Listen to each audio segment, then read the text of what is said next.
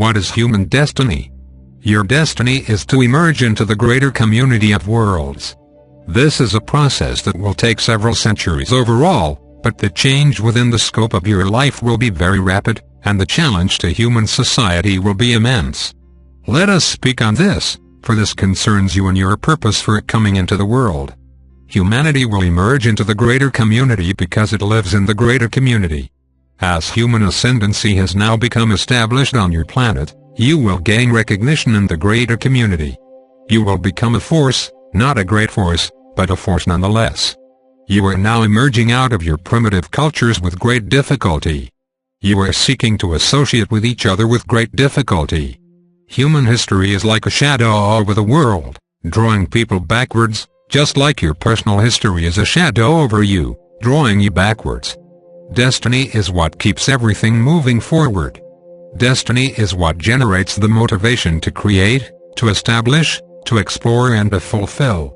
There is a destiny for you, and there is a destiny for the world.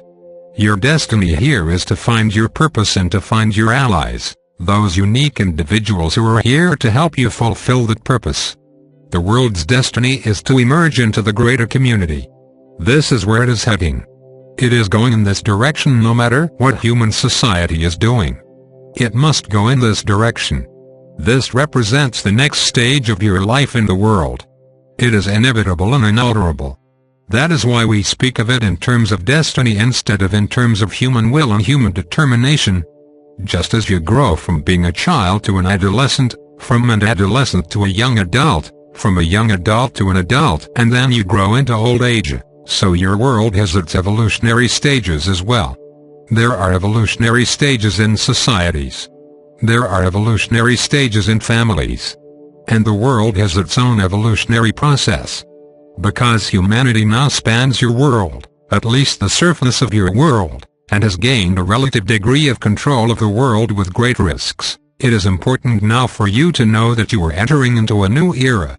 It is not a new age, for an age is a very long time. This is a period of transition, which will be difficult and turbulent. Its opportunities and demands will be tremendous. Its risk of failure will be substantial. It is not a time for the faint of heart or for the weak-minded. It is not a time for the ambivalent or the self-indulgent. It is a time for great strength and dedication. Knowledge within you will give you this strength and determination as you become a student of knowledge, as you advance in the way of knowledge, and as you take the steps to knowledge. This is because you are needed for something great in this life. Do not compare your purpose with the purpose of your ancestors. Do not think that your purpose is the same as someone's 1,000 years ago, or 500 years ago, or even 100 years ago. Your purpose is related to the needs of the world and the circumstances of the world. Ultimately, everyone's purpose serves the reclamation and the preservation of knowledge in the world. However, what you may end up doing may seem very different from this, if only in appearance. It is the spirit with which you give, the quality of your gift and the quality of your awareness and your relationships that will keep knowledge alive in the world. Everything else that is accomplished is to help people, to serve people, to heal people, to enable people, to strengthen people and to take care of people. The need for knowledge will grow dramatically. There are so many people in the world that have so little, and there are so few that have so much. The resources of the world are shrinking, and the problems of the world are growing. This is seemingly a terrible situation when you put it all together, but it is just the kind of situation that will call people into action, not just an individual here and there who is inspired, but greater numbers of people. The world will be calling them out of their self-preoccupation. The world will be calling them out of their personal interests and tragedies. The world will be demanding things of them. This is what calls your purpose out of you. Do not think you can go off and meditate all day every day and find your purpose. You must go into the world and have it brought out of you. The world represents a relationship in which your purpose is initiated, fostered and realized. That is why seeking escape from the world or a permanent retreat from the world is counterproductive. The very tribulations in the world that you find so difficult and so unpleasant are the very things that will call out of you the greatness that you have come to give. Do not, then, condemn the world when in fact it creates the right conditions for your redemption. The world's emergence into the greater community will be the greatest transition humanity has ever faced. This is understandable because humanity is a very recent race.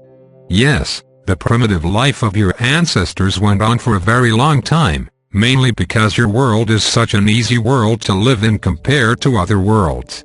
However, the demands of life now are much greater, and the pace of life is much faster. That is because the evolution of the world is accelerating.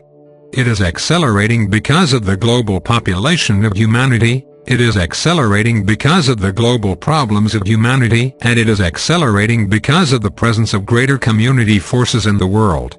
What kind of change will this great transition produce?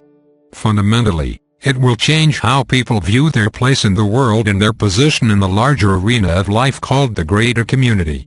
We introduce the idea of the greater community so that you can begin to think about this greater context of life and begin to understand and accept it as a governing fact of your life. It represents your destiny. It contains a greater set of influences and presents a greater set of problems, challenges and opportunities that await you. This is why your technology is racing ahead. Some of this technology was introduced from the greater community in order to accelerate your development. Much of it was your own creation. It is headed in a certain direction. That is why you cannot stand still, confused about yourself, involved with your thoughts, lost in your wishes or buried in your fears. Life is moving quickly. You must move too. You must become attentive and aware. You must have an open mind, an attentive mind, a watchful mind and a careful mind, but not a fearful mind. As humanity's idea of itself changes, its social institutions and structures will change as well. Fundamentally, you will begin to see yourself as a member of your world, not simply as a member of a nation or of a group or of a religion or of a culture or of an extended family or of a political persuasion. All of these things will be overshadowed by the presence of the greater community, which will make them increasingly insignificant. As this realization is passed from one generation to another, national interests will change, with a greater emphasis on interdependence with other nations and on mutual survival and well-being. Indeed, even if greater community forces were not present in the world, the overshadowing of your world's problems would generate this. Only it would happen much more slowly and with less likelihood of a good result because humanity would fight against itself over who gets the last of the resources, who gets the last of the benefits and who gets the greatest share and so forth. The evolution of the world is casting a greater shadow over humanity and a greater difficulty, but a difficulty that can redeem the world and unite its population, a difficulty that can put everyone in the same boat and give everyone the same problem. Where, then, will you look for help? You may look to God, but God will point you towards one another. Therefore, you must look towards one another. How can we work together? How can we work together to strengthen and to unify our race and to secure and to balance our world? This won't be merely an altruistic wish. It will become a vital necessity. It will be something everyone has to think about. And those who refuse to do so will work against humanity at large and will generate conflict and discord. This is why you must be forward-thinking now and not backward-thinking. You must not think about preserving the securities and the ideals that you have clung to before. You must keep pace with life in order to benefit from life and to give to life. In this way, you will not become one of life's casualties but one of its benefactors. In this way, your vital years will be given in service to the progress of the world, rather than being a hindrance to this progress.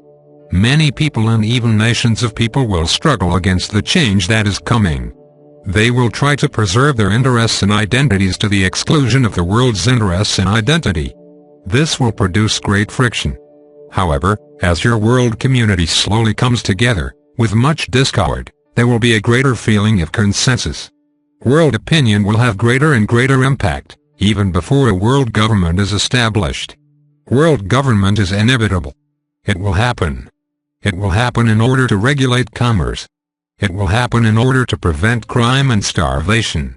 It will happen in order to preserve the environment which different nations share. It will happen in order to regulate the quality of the larger natural resources which everyone shares, like water and air. The creation of world government will be difficult. It will be fraught with great tribulation and conflict. But it will happen because it is your destiny. If you fail in this regard, you will fail even to meet your world's needs, and this will overtake you in time. You cannot afford this, and you know it. This is a great opportunity for people to step beyond their personal interests and to gain a greater perspective on life, and with it a greater sense of purpose.